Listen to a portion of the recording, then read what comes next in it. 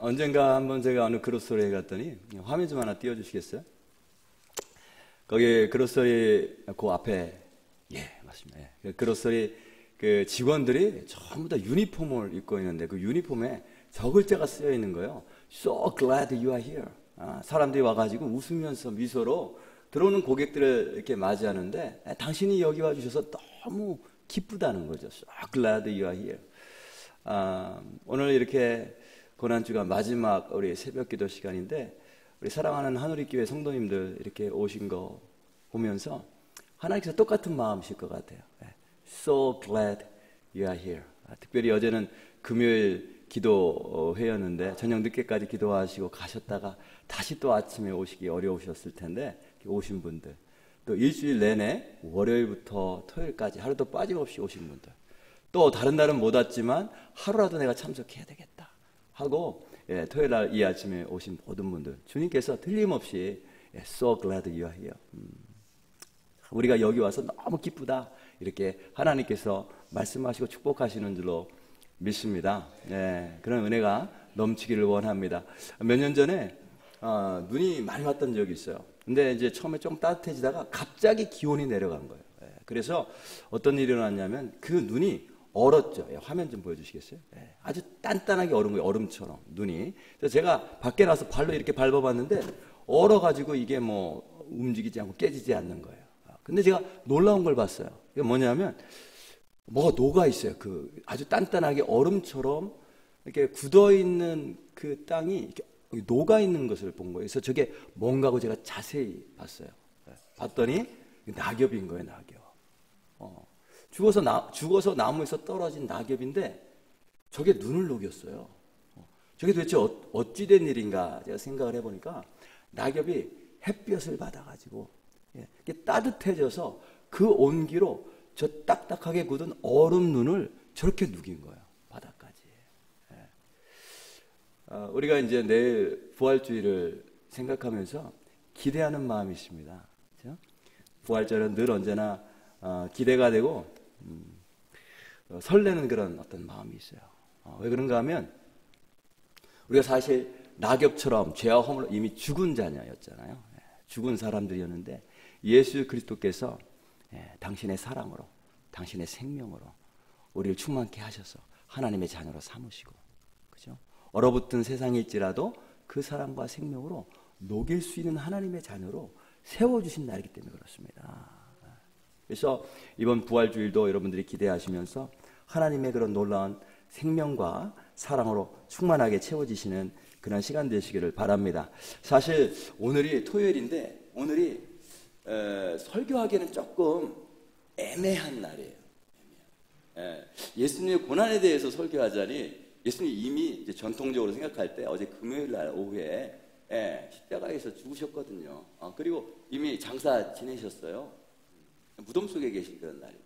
그래서 또 부활절에 대해서 설교하자니 아직 낮에 오지 않았고, 그런데 오늘 이 말씀을 제 마음에 생각나게 해주셨어요.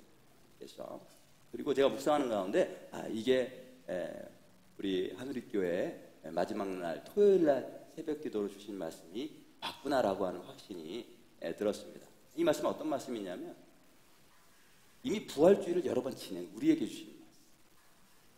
내일 부활주일이 첫 번째 부활주일이 아니잖아요. 이미 작년에도 부활주일을 우리가 지냈고 그 전에도 부활주일을 지냈고, 그래서 주님 부활하셨다, 주님께서 우리에게 새 생명 주셨다, 다 기뻐했는데 그 다음에 어떤 삶을 살았는가? 그 부활의 주님의 생명으로 충만해서 부활의 주님을 증거하고 그 부활의 주님과 함께 동행하는 삶을 한 해 동안 살았는가? 아니면 그렇게 살지 못했는가를 한번 되돌아보게 하는 말씀. 오늘 본문 말씀에 보니까 1절에 예수님께서 제자들을 찾아오시는데요, 이렇게 시작을 하죠. 그 후가 언제예요? 부활하신 예수님이 제자들을 이미 만나셨어요. 만나신 후에 예수께서 디베랴 호수에서 또 제자들에게 자기를 나타내셨으니, 나타내신 일은 이러하니라. 또 나타나셨다는 거예요. 부활하신 주님께서 예수님 만나주셨는데 또 만나주셨다는 거예요. 몇 번 만나주셨냐면 오늘 본문 마지막에 보니까 이것은 예수께서 죽은 자 가운데 살아나신 후에 세 번째로 제자들에게 나타나십니다. 세 번 나타나셨어요. 3이라고 하는 숫자는 완전수예요. 사실 계속해서 만나주십니다. 왜 예수님께서 제자들을 또 만나주실까요? 왜 자꾸 만나주실까요? 오늘 본문에 보니까 이 제자들의 이름이 나오는데요. 2절에 시몬 베드로와 디두모라 하는 도마와 갈릴리 가나 사람 나다나엘과 세베대의 아들들과 또 다른 제자 둘이 함께 있다. 시몬 베드로는 너무 잘 아시죠? 굉장히 열정이 있었던 사람이 뭐든지 앞장섰던 사람이고 겟세마네 동산에서 예수님 잡히실 때에 대제사장의 종의 귀를 자른 사람이 베드로였어요.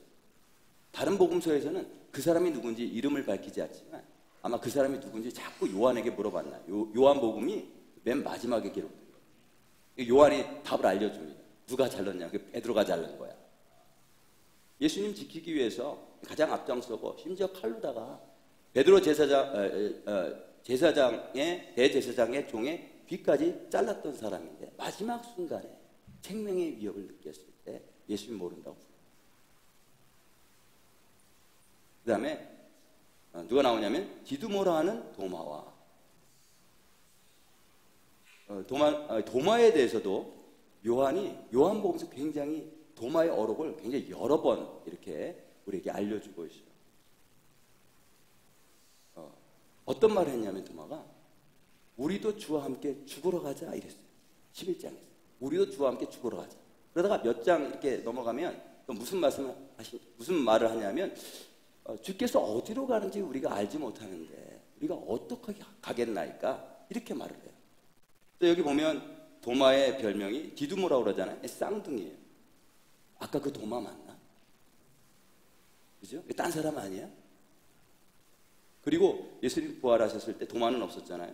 나중에 도마가 와서 이야기를 듣고 내가 그의 못자국에 내 손가락을 넣어보지 않으면 그의 손에 있는 못자국을 내가 보지 않으면 그의 허리에 내 손을 넣어보지 않으면 내가 믿지 않겠다. 그렇게 이야기했다가 다시 나중에 주님 앞에 곧 나의 주님이시오 나의 하나님이시오. 이 도마가 맞나? 쌍둥이. 그 다음에 갈릴리 가나 사람 나다나엘도 여기 요한복음에 아주 자세하게 나오는 그런 제자 가운데 한 사람입니다. 나다나엘은 예수님께서 특별히 주목했던 사람이에요. 그 사람은 참 이스라엘. 간사한 게 그 마음속에 없다. 나다나엘을 보시면서 네가 무화과 나무 있을 때 내가 너를 봤어. 특별히 주목했던 사람.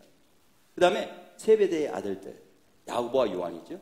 하나님 특별히 사랑했던 사람이에요. 특별히 예수께서 그 사랑하는 제자라고 하는 표현이 요한복음에 참 많이 나와요. 예수님이 특별히 사랑하시던 제자. 그게 요한이거든요. 요한이 그 예수님의 품에 안기기도 하고 예수님과 함께 서로 사랑을 주고받고 예수님은 또 요한에게 당신의 육신의 어머니 마리아를 맡기기도 하고 이런 특별한 그런 관계가 있는 제자였단 말이죠. 이런 제자들의 이름을 쭉 밝히고 있는데 마지막에 2절 뒷부분에 보니까 또 다른 제자 둘이 이렇게 말씀합니다. 이 제자 둘은 누구일까요? 이 제자 둘 제가 알려드릴게요. 옆에 분들에게 알려주세요. 이 제자들은 이렇게 한번 알려주세요. 당신과 나입니다. 당신과 나입니다. 가만히 보니까 여기 있는 제자들의 모습 속에 내 모습이 다 있어요. 베드로처럼 나는 주님을 믿는 사람이야. 열심히 신앙생활 해야지. 했는데 중요한 순간에 주님을 모른다. 믿음이 연약해지는 나의 모습을 볼 때. 그 다음에 디두모라 하는 도마처럼 주님과 함께 죽으러 가겠다 했다가 주님이 어디로 가시는지 난 알지 못해. 또 주님께서 늘 언제나 함께 하시지만 더 확실한 증거를 요구합니다. 내가 그분의 손에 못자국에 손을 넣어봐야 내가 알겠다. 주께서 확실한 증거를 주셔야 내가 주님을 따라가겠다. 주께서 확실한 표징을 주셔야 내가 주의를 하겠다. 이렇게 하기도 하죠. 그 다음에 갈릴리 가나 사람 나다나엘. 주님께서 특별히 주목한 사람인데 이 나다나엘은 특별히 갈릴리 가나 사람이에요. 가나에서 어떤 일이 있었죠? 요한복음에만 기록되어 있는 가나에서 있었던 일이 두 가지가 있어요. 예수님께서 오셔서 사역을 시작하시기도 전에 행하셨던 기적, 가나에서 있었죠.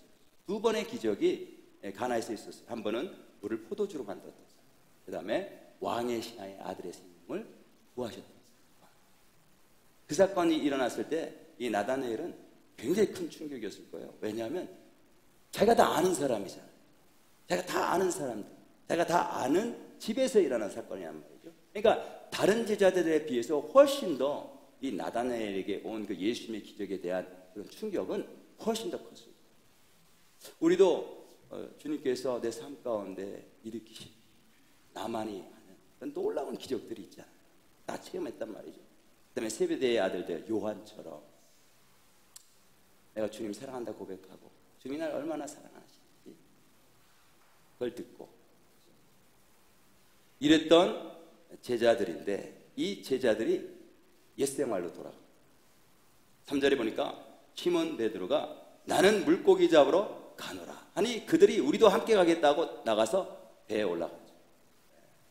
뭐냐면 부활의 주님 만나고 모든 기적과 그리고 주님께서 사랑하시는 거 다 체험했음에도 불구하고 다시 옛생활로 돌아갑니다. 이 속에 내 모습이 있지 않아요. 우리가 부활의 주님을 만나면 우리 모습이 바뀔 것을 기대합니다. 완전히 바뀌겠지. 그런데 바뀌지 않아요. 제자들 모습 보니까 다시 옛생활로 돌아갑니다. 다시 왜 옛생활로 돌아갈까요? 예수님이 어떤 분이신지 아직 제자들이 분명하게 알지 못했기 때문에 그래요.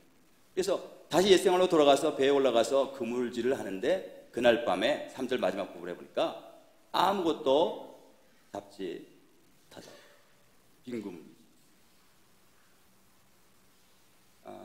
주님 없는 생활을 아무리 내가 열심히 한들 그것이 헛되고 아무런 열매가 없다라고 하는 사실을 우리에게 알려주십니다. 그런 그들에게 예수님께서 다시 찾아오십니다. 4절에 보니까 날이 새어갈 때에 예수께서 바닷가에 서셨으나 제자들이 예수이신 줄 알지 못하는지라. 예수께서 이르시되 얘들아 너희에게 고기가 있나 물어보세요. 나를 떠나서 열심히 살았는데 고기가 있나, 열매가 있나 라고 질문했어요. 예수님께서 제자를 보시면서 여기서 예수님의 말씀을 통해서 보니까 책망하시지 않았어요. 너희가 왜 사명 버리고 도망갔느냐, 왜 그렇게 헛된 일을 위해서 애쓰고 모든 노력들을 낭비하느냐, 한심하다 이렇게 책망하시지 않고 얘들아 너에게 고기가 없느냐 물어보시고 고기를 잡을 수 있도록 도와주세요. 6절에 보니까 이르시되 그물을 배 오른편에 던지라 그리하면 잡으리라 하시니 이에 던졌더니 물고기가 많아 그물을 들 수 없더라. 주님께서 말씀하시니까 물고기를 많이 잡게 되었어요. 왜 이런 일을 행하셨을까요? 예수님께서 모든 만물의 주인 되심을 알려주시려고 하시는 줄로 믿습니다. 그들이 고기를 잡지 못했던 것도 주께서 허락하시지 않으면 고기를 잡을 수가 없어요. 그들이 많은 고기를 잡을 수 있었던 것도 그들의 실력이 있어서 그들이 열심히 해서 잡은 게 아니라 주님이 잡게 하신 거예요. 예수님이 모든 만물의 주인 되심을 다시 한번 알려주십니다. 어떤 분들은, 어떤 성도님들은 이제 뭐 사업이 잘 되고 또 아이들이 학업에서 막 성공하고 하는 거를 하나님 축복해 주셔서 그렇다라고 생각하시는 분이 있어요. 물론 하나님께서 은혜 주시고 축복해 주셔서 그런데 문제는 뭐냐면 내가 신앙생활을 잘해서 하나님께서 축복하셨다 이렇게 생각하시는 분들이 있어요. 물론 그래서 하나님께서 은혜를 주시는 분들도 계신데 여기 본문에 보니까 제자들이 그물 하나 가득 물고기를 잡았단 말이죠. 이들이 예수님을 잘 따라서 신앙생활을 잘했기 때문에 이렇게 많은 그물 속에 많은 물고기를 잡을 수 있었을까요? 그게 아니죠. 그들이 빈 그물이든 아니면 많은 물고기를 잡든 주님께서 허락하셨는데 그걸 왜 허락하시냐면 이유는 한 가지죠. 예수님이 우리 삶의 주인이시라는 것을 알게 해주십니다. 예수님이 주시지 않으면 우리가 이 새벽에 나오고 싶어도 이렇게 나올 수가 없고요. 온전한 정신을 가지고 주의 말씀을 듣고 이해할 수가 없는 거예요. 제가 아는 어떤 권사님 젊었을 때에 정신이 나갔다 돌아오신 분이 계세요. 세상적으로 말하면 이제 미쳤다가 돌아왔다가 다시 돌아오신 분인데, 그 남편이 이제 바람을 피고 그 다음에 이분을 버리셨죠. 그 충격으로 이분이 정신이 나갔어요. 그래서 머리를 막 풀어 헤치고 자기가 무슨 짓을 하는지도 모르고 찢지도 않고 늘 언제나 배가 고프니까 먹을 걸 달라고 동냥하면서 다니고 맨발로 다니고 몇 년 동안 사람들이 피하고 교회에 와서 앉아있으면 옆에 이렇게 피하고 그렇게 이제 미친 사람처럼 몇 년 동안 생활하다가 자기 콘도가 있었어요. 밤이 되면 자기 집에 들어가요. 근데 불도 켜지 않고 그 깜깜한 곳에서 몇 년 동안 암흑 속에서 살고 있다가 어느 날 이분이 방에서 물을 끓고 하나님을 향하고 있었던 거예요. 그 분의 영혼이 하나님을 향해서 부르짖는 거예요. 하나님 살려주세요. 그때 하늘에서 밝은 빛이 비추더니 그 빛이 자기에게 쏙 들어와요. 그러면서 정신이 든 거예요. 눈을 뜨고 보니까 깜깜한데 혼자 무릎 꿇고 있었어요. 내가 왜 이러고 있지? 불을 켜고 자기 모습을 보니까 뭐 엉망진창이에요. 그날 밤에 욕조에서 그 물을 받아놓고 자기 몸을 씻는데 얼마나 더러운 때가 구정물이 나오는지.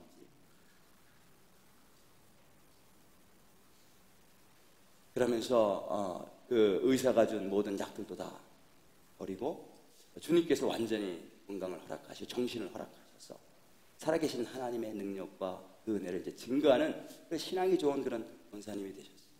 제가 그 권사님 이야기를 이렇게 들으면서 그래 맞다. 하나님께서 가져가시면 우리의 정신과 생각도 마음도 사실은 하나님 가져가시면 우리는 온전한 정신을 가지고 있는 그런 상태가 아니죠. 하나님께서 주시니까 우리가 생각도 하고 말도 하고 정상적으로 걸어다니고. 느부갓네살 왕이 세계를 정복하고 어느 날 왕궁에 올라가서 왕궁을 거닐면서 세상을 바라보면서 야 내가 이 모든 왕국을 내가 다 건설했구나. 내 영광이 대단하다. 그랬을 때 하나님께서 그의 총명을 가져가셨어요. 그래서 들짐승처럼 미친 사람이 되어서 동물들과 함께 생활하다가 7년 만에 하나님이 다시 총명을 주셨죠. 그리고 나서 하나님만이 모든 만물을 주관하시는 참 주인 되시다고 고백하는 왕이 됐어요. 우리가 사업을 할 때도 하나님께서 주시지 않으면 사업이 성공할 수가 없어요. 사업이 안 되는 것도 왜 안 되게 하시냐면 내가 능력이 없어서가 아니고 하나님이 주인 되시는, 예수님께서 주인 되심을 알게 하시는 거죠. 주님께서 부르시는 거예요. 제가 이제 신학교 졸업하고 풀타임으로 목회하면서 진짜 열심히 했어요. 안 해본 거 없이 정말 열심히 했어요. 제가 신학교 다닐 때는 한국에서도 그랬고 미국에서도 그랬고 종종 어떤 분들이 저에게 전도사님은 나중에 목회하시면 굉장히 잘하실 것 같아요. 이런 이야기를 하셨는데 왜 그런 이야기를 하셨는지 저는 잘 모르겠어요. 근데 저도 제가 목회를 잘할 줄 알았어요. 근데 막상 해보니까 너 안 되는 거야, 안 돼. 아무리 열심히 해도 교회가 변화되지 않아.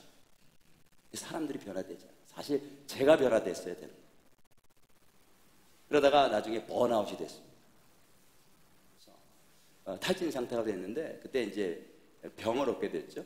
병을 얻게 됐는데 하나님께서 그래도 살살 만져주셨어요. 싱글스라고 대상포진이 왔는데 여기 얼굴에 이렇게 온 거예요. 얼굴에. 보통 대상포진 하면 이 안에 오잖아요.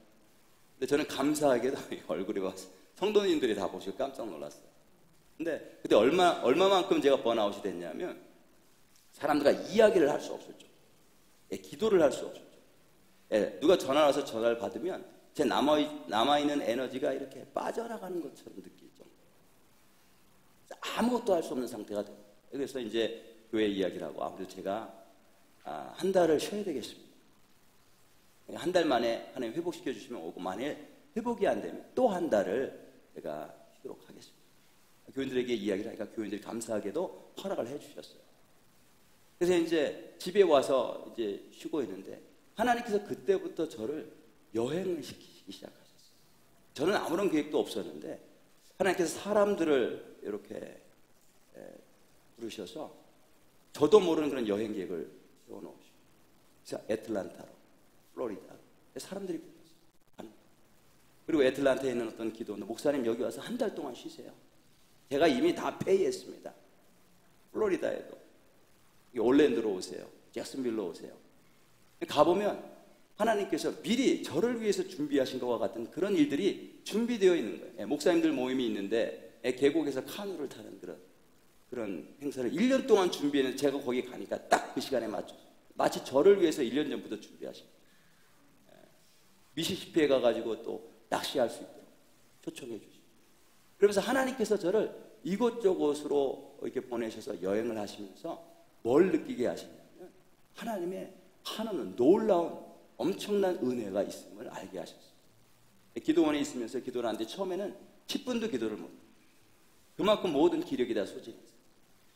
그런데 조금씩 저녁마다 기도 집회가 있어요. 참석하면서 10분, 20분, 30분, 1시간 기도할 수 있도록 체험을 부어주시고, 그러면서 무엇을 깨닫게 하셨냐면, 이미 하나님의 은혜가 강물처럼 내 삶 가운데 흐르고 있었다는 거예요. 내가 해야 될 일은 뭐냐면 그 은혜의 강물에 그냥 몸을 맡기면 돼요. 하나님이 이미 부어주신 은혜가 있기 때문에. 그리고 그 은혜를 증거하는 거였어요. 그게 내가 할 일입니다. 설교가 뭐냐? 하나님께서 내게 주신 은혜를 증거하는 거예요. 그게 설교예요. 전도가 뭐냐? 하나님의 은혜를 가서 이야기하는 거예요. 선교도 마찬가지예요. 선교가 뭐냐? 하나님께서 내게 주신 놀라운 그 은혜의 강물, 그 풍성하심을 가서 전하는 게 그게 선교더라고요. 그러면서 그 경험을 통해서 제가 모든 목회관도 바뀌었고, 교회관도 바뀌었고, 복음이 무엇인지를 제가 제대로 깨달아 알게 됐어요. 이미 하나님께서 놀라운 은혜를 부어주셨고, 나는 그 은혜에 내 삶을, 내 인생을 맡기기만 하면 되는데, 여전히 내가 내 힘으로 해보려고 막 하는 거예요. 그러다 대상포진 거예요. 그 일 이후에 다시 교회로 돌아왔는데 교회가 좋아졌어요. 제가 없는 동안에. 제가 열심히 할 때는 힘들고 교회가 어려웠는데 2달 동안 놀고 왔더니, 쉬고 왔더니, 하나님의 은혜 가운데 거하고 왔더니 교회가 바뀌었어요. 2달 동안에. 교인들이 그렇게 따뜻하게 저를 맞아주셨고, 저도 교회를 보고 교인들을 보니까 그렇게 사랑스러울 수가 없고, 그게 제 목회의 큰 전환점이 됐던 사건. 하나님이 하시는 거구나. 하나님이 주시는 거구나. 내가 내 열심을 해서 뭘 이룰 수 있는 게 아니야. 뭘 이뤘다고 해도 그것이 내 힘이 아니야. 라고 하는 것을 깨달아야 겠어요. 그래서 우리가 여기 보니까 제자들 나가서 배로 큰 그물을 잡았어요. 그물로 많은 물고기들을 잡았단 말이죠. 이게 그들의 능력이나 그들의 실력이 아니라 주님께서 허락하셨어요. 제자들이 해야 될 일은 뭐냐면 그 주님을 고백하는 거예요. 내 삶의 주인이 예수님이시구나. 내가 열심히 해서 장사가 잘 되는 게 아니고, 우리 아이가 똑똑해서 공부를 잘하는 게 아니고, 이게 다 하나님께서 주신 거구나. 하나님 내 삶의 주인이시구나. 이걸 고백하는 거예요. 그걸 가장 먼저 깨달은 사람이 요한이죠. 7절에 보니까 예수께서 사랑하시는 그 제자가 요한이죠. 베드로에게 이르되 주님이시라. 아니 시몬 베드로가 벗고 있다가 주님이라 하는 말을 듣고 겉옷을 두른 후에 바다로 뛰어내린다. 이 구절에 보면 주님이라고 하는 단어가 2번 나옵니다. 예수님께서 이렇게 제자들의 삶의 자리로 다시 찾아오십니다. 그리고 예수님이 그들의 삶의 주인이라는 것을 또 알려주십니다. 올라갔더니 예수님께서 제자들을 위해서 음식을 준비하고 계시죠. 9절에 보니까 육지에 올라보니 숯불이 있는데 그 위에 생선이 놓여 있고 떡도 있더라. 여기 보니까 숯불과 생선과 떡이 있어요. 숯불은 왜 예수님께서 숯불을 피워놓으셨죠?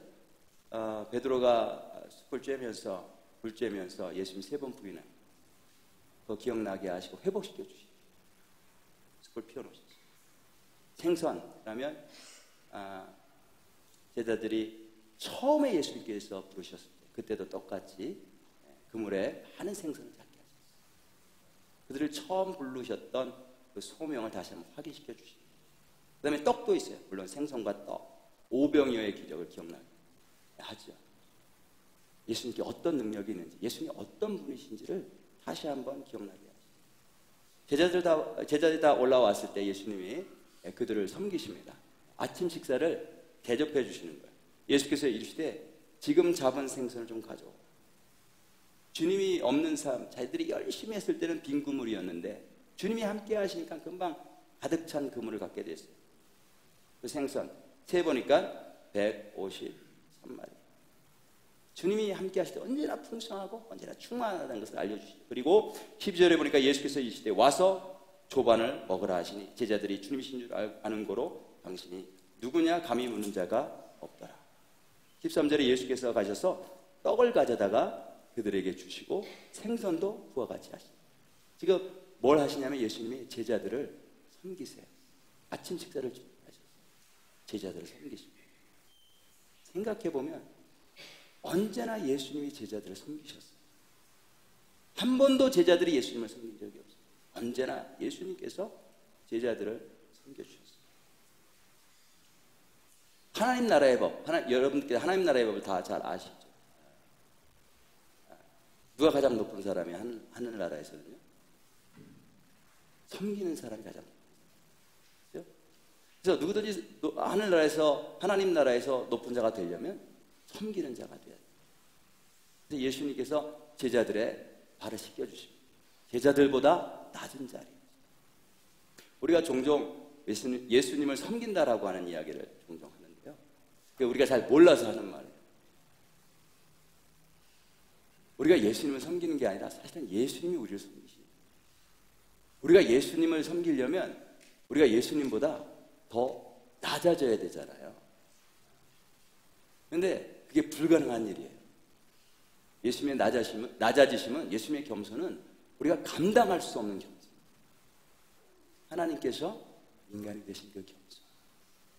인간이 되셨을 뿐만이 아니라 우리의 모든 죄를 짊어지시고 죄가 되셔서 우리 대신 주신 그 겸손과 낮아짐.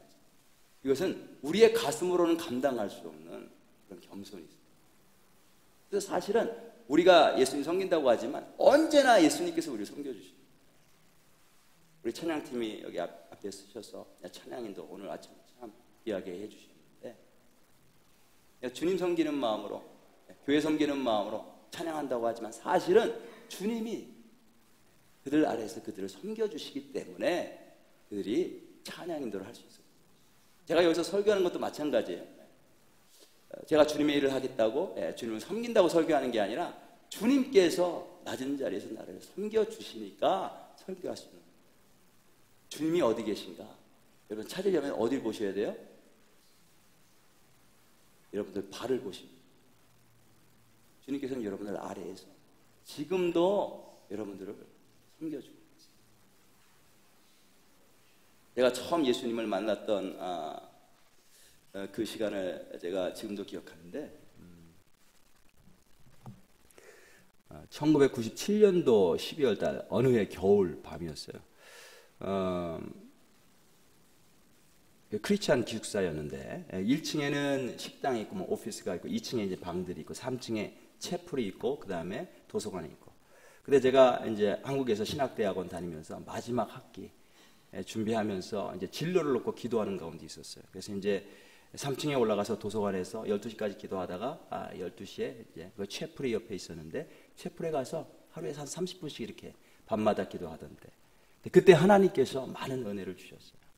어느 날 기도하고 어느 날 밤에 기도하고 일어서서 나가려고 하는데 제 마음속에 어떤 음성이 들렸어요. 나는 네가 조금 더 함께 나와 있었으면 좋겠다. 제가 그때 처음으로 그런 음성을 들었던 거예요. 그래서 난 이게 내 생각인가? 그러면서 다시 나가려고 하는데 또 다시 똑같은 음성이 들렸어요. 나는 네가 나와 조금 더 있었으면 좋겠다.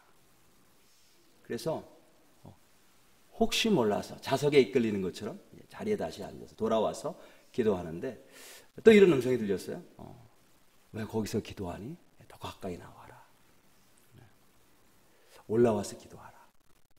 그래서 이제 올라가서 기도하는데, 그러니까 주님께서는 더 가까이 오기를 원하시는 거예요. 더 많은 시간을 우리와 함께 하기를 원하시고, 기도하는데 하나님께서 깊은 기도의 시간으로 인도하시고, 어느 순간 갑자기 예수님을 보게 하셨어요. 네. 처음이고 마지막이에요. 예수님께서 이렇게 십자가에 이렇게 지셔서 가시면류관을 쓰시고 고개를 숙이시고 이렇게 죽어가시는 모습인데, 그 예수님의 모습을 통해서 저에게 전달되어 오는 그런 예수님의 그 인격이 있으셨어요. 그게 뭐냐면 가장 먼저 예수님의 겸손이 전달되어 오는 거예요. 근데 그 겸손이 얼마나 깊으신지, 그 겸손이 제 가슴에 전달되어 오는데 제 가슴이 그를 감당할 수가 없어서 막 부서지는 느낌이었어요. 부서지는 고통. 그 고통 때문에 막 펑펑 울고, 그리고 잠시 후에 이번 예수님의 순종이 저에게 다가왔어요. 그 순종도 얼마나 깊이가 있는지 제가 제 가슴으로는 감당할 수가 없어요. 가슴이 너무 통증이 있어서 또 펑펑 울고. 그리고 나서 예수님의 십자가의 형상이 사라지고 그 다음에 이상한 또 다른 장면이 보였는데, 이상한 어떤 존재가 보이는 거예요. 머리가 둘 달린 아주 작은 존재인데 새카맣고, 온몸이 새카맣고, 그 다음에 온몸에 아주 뾰족한 털들이 가득 나 있는. 근데 머리가 둘인데 하나는 그 실패한 듯이 굉장히 우울하게 처져 있는 얼굴이고, 또 하나는 아주 교활한 얼굴이에요. 눈빛도 교활하고 입도 교활하고. 그래서 저는 처음에 마귀인 줄 알았어요. 웬 마귀의 형상인가. 근데 나중에 몇 년이 흐르면서 계속해서 그 영상이 생각이 나는데, 그 마지막에 봤던 충축한 존재가 다름 아닌 나 자신이라고 하는 사실을 알게 됐죠. 그날 하나님께서 저에게 예수님의 겸손이 얼마나 기쁘신지, 그 순종이 얼마나 기쁘신지, 그리고 내가 얼마나 추악한 죄인인지, 얼마나 끔찍한 죄인인지, 얼마나 이중적인 인격을 가진 존재인지를 알게 해주셨어요. 우리가 주님을 섬긴다고 하지만 우리는 주님을 섬길 수 없는 존재죠. 천국에서 가장 크신 분은 예수님이세요. 그러니까 예수님께서 그렇게 말씀하셨잖아요. 누구든지 높고자 하는 자는 섬겨야 된다.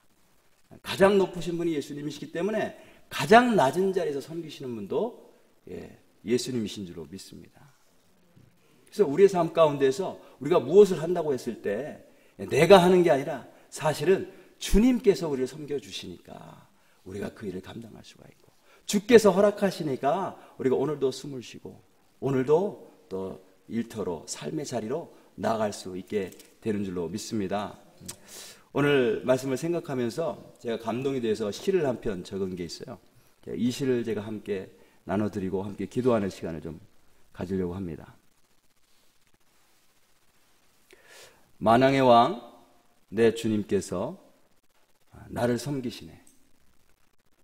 부활의 주님 만났지만 다시 세상에서 방황하는 나, 빈 금을 들고 지쳐있는 나를 주님이 다시 찾아와 주시네.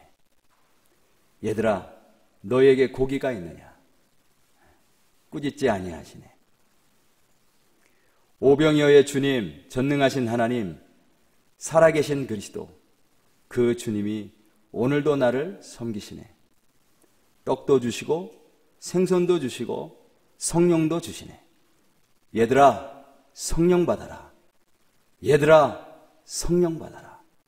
너희 그물을, 너의 인생을 성령으로 채워라.